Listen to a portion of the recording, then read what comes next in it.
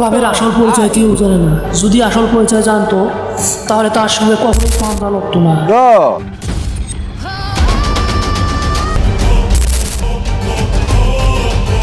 গোলাম তাকে নিমিশেই পরাজিত করলো, করে বললো সরি সরি ভাই, সরি সরি।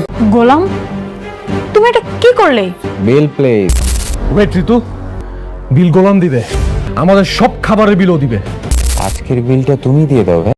গোলাম বলতেছে ভাইয়া আমি কেমনে বিল দেবো, আমার কাছে তো কোনো টাকাই নাই। তোর কাছে টাকা নেই তো আমরা কি করব? আজকে সব খাবারের বিল তুই দিবি। গোলাম বললো আচ্ছা ভাই বিল কত হয়েছে? আপনাদের বিল হয়েছে ৯৫০০ টাকা। গোলাম বললো ভাই এত টাকা? সে পকেটে হাত দিল, হাত দিয়ে দেখে তার পকেটে মাত্র ৫-৭০০ টাকা। ভাই ৫-৭০০ টাকা হবে না? এই আপনার কি মাথা ঠিক আছে? আপনার বিল হয়েছে ১০,০০০ টাকা আর আপনি বলেন ৬-৭০০ টাকা আপনার কাছে আছে। এই আপনি দাঁড়িয়ে আছেন কেন? গোলামের সঙ্গে খারাপ ব্যবহার শুরু করলো, আর এটা দেখে সবাই মজা নিতে লাগলো। এদিকে ম্যানেজার আসলো, ম্যানেজার দেখেই তার চোখ মুখ কপালে উঠে গেল। কে? ম্যানেজার গোলামকে চিনতে পারলো, চেনার সঙ্গে সঙ্গে বললো সরি স্যার সরি, ও বুঝতে পারে নাই, আমি তার হয়ে আমি ক্ষমা চাচ্ছি, প্লিজ তাকে ক্ষমা করুন, সরি সরি। ম্যানেজার তার গায়ে ঠাস করে একটা চড় মারলো, এই এত কথা বলো কেন, ক্ষমা চাও। আমরা আজকেই ওকে ফায়ার করবো। গোলাম ওখান থেকে চুপচাপ চলে গেল। আসলে কে এই গোলাম, যাকে দেখে হোটেল ম্যানেজারও ভয়ে থরথর করে কাঁপতে লাগলো?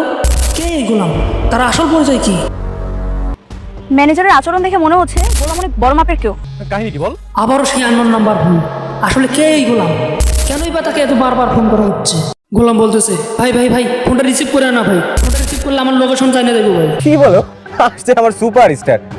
কে? স্যার আপনার সাথে জরুরি মিটিং আছে, দয়া করে আপনি হেলিকপ্টার উড়ে আমাদের ঠিকানা চলে আসুন।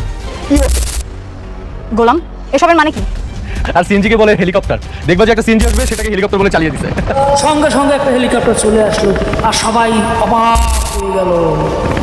নেক্সট পার্টের জন্য অপেক্ষা করুন।